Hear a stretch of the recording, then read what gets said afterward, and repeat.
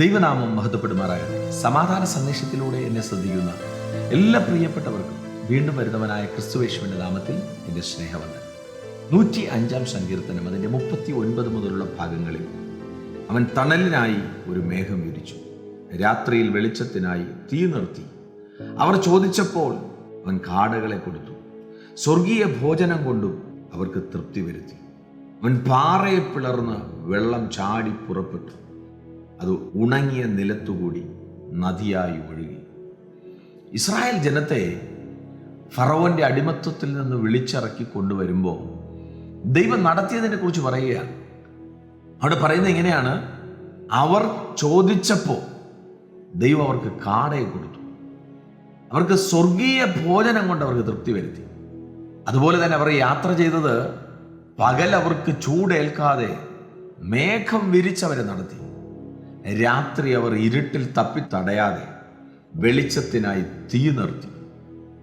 എന്നെ കേൾക്കുന്ന പ്രിയരെ, ഇസ്രായേൽ ജനത്തെ ഇത്ര ശ്രേഷ്ഠകരമായി ദൈവം നടത്തിയെങ്കിൽ, ഒരു ഭാഗത്ത് ദൈവവചനം പറയുന്നുണ്ട് അവരുടെ ചെരുപ്പ് ചീത്തയായില്ല, അവരുടെ വസ്ത്രം ചീത്തയായില്ല. അവർ മരുഭൂമിയിലൂടെ യാത്ര ചെയ്തിട്ട് അവർ പിറുപിറുത്തു, പക്ഷേ ആവശ്യമില്ലാത്ത പിറുപിറുപ്പായിരുന്നു.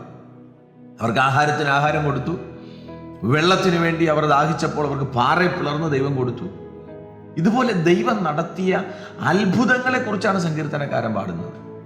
ഈ സന്ദേശം കേൾക്കുമ്പോൾ നമ്മുടെയൊക്കെ ജീവിതത്തിൽ ഇതെന്തിനെഴുതിയിരിക്കുന്നു? നമ്മളും ഇതുപോലെ ചില ചൂടേറിയ ഇരുട്ടേറിയ ചില സാഹചര്യങ്ങളിലൊക്കെ സഞ്ചരിക്കാറുണ്ട്. അവിടെയൊക്കെ ഒന്ന് ഉറപ്പിക്കുക, ഇത്രയും ലക്ഷം ജനങ്ങളെ ദൈവം മരുഭൂമിക്കകത്ത് ആ ചൂടിൽ നിന്നും ആ ഇരുട്ടിനകത്ത് നിന്നും ദൈവം നടത്തിയെങ്കിൽ, അവർക്ക് വിശപ്പ് വന്നപ്പോൾ എനിക്കൊന്നും ചെയ്യാൻ കഴിയത്തില്ലെന്നല്ല, അവർക്ക് കാടയെ കൊടുത്തു. വചനം പറയുന്നുണ്ട്, കടലിൽ കിടന്ന ലിവ്യാതാന്റെ തലയെ തകർത്തു, അവയ്ക്ക് ചിറക് വഹിച്ചു പിടിപ്പിച്ച് മരുഭൂമിയിലേക്ക് കൊണ്ടുവന്നു. എത്ര വിശ്വസ്തനായ ദൈവമാണ് നമ്മുടെ ദൈവം.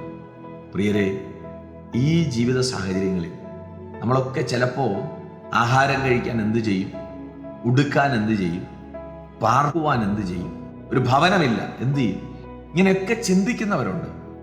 ഈ വചനം നമ്മോട് പറയുന്നു, ഇതൊക്കെ സൃഷ്ടിച്ചൊരു ദൈവമുണ്ട്.